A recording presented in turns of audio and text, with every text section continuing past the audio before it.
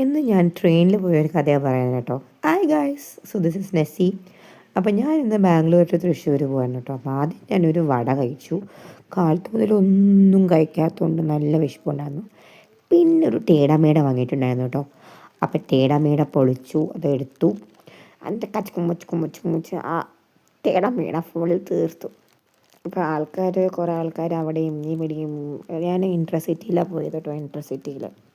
So അത് തൃശ്ശൂരിൽ നിന്ന് ഞാൻ ബാംഗ്ലൂർക്ക് കയറി. അപ്പോൾ ആ ടേടാമേട മൊത്തം തീർത്തു.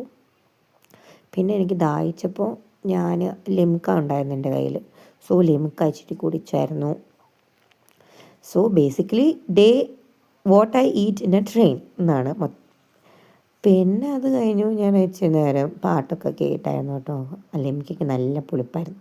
അപ്പം ഞാൻ എന്ത് ചെയ്തു വെച്ച് കഴിഞ്ഞാൽ, എനിക്ക് ഫോൺ എടുത്ത് നോക്കാൻ വയ്യാത്തതുകൊണ്ട് ഞാൻ കയ്യിലെല്ലാം എഴുതി വെച്ചു. അപ്പോൾ എനിക്ക് D60 ആയിരുന്നു, D660 ആയിരുന്നു. പിന്നെ ഹൈഡ്രേഷൻ വേണമല്ലോ ബോഡിക്ക്.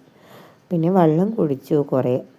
ഞാൻ അവിടെ ട്രെയിനിൽ ഫുഡൊന്നും കഴിക്കത്തില്ല, ബിക്കോസ് ട്രെയിനിൽ ഫുഡ് അത്ര നല്ലതൊന്നുമല്ലല്ലോ. പിന്നെ പഴംപൊരി മേടിച്ചായിരുന്നു, പഴംപൊരി കഴിച്ചു. അപ്പം തന്നെ എൻ്റെ വയറ് ഓൾമോസ്റ്റ് നിറഞ്ഞു. പിന്നെ ഞാനൊരു ചായ കുടിച്ചു, ഊള ചായ. ട്രെയിനിലെ ചായ ഊള ചായ. പിന്നെ ബോറടിച്ച് എത്താറായിട്ടോ. അപ്പോൾ എത്താറായപ്പോഴേക്കും എൻ്റെ മുടിയൊക്കെ ഒന്ന് ചീന്തി, ഒരു ലിപ്സ്റ്റിക്കും ഒരു പൊട്ടും ഇട്ട്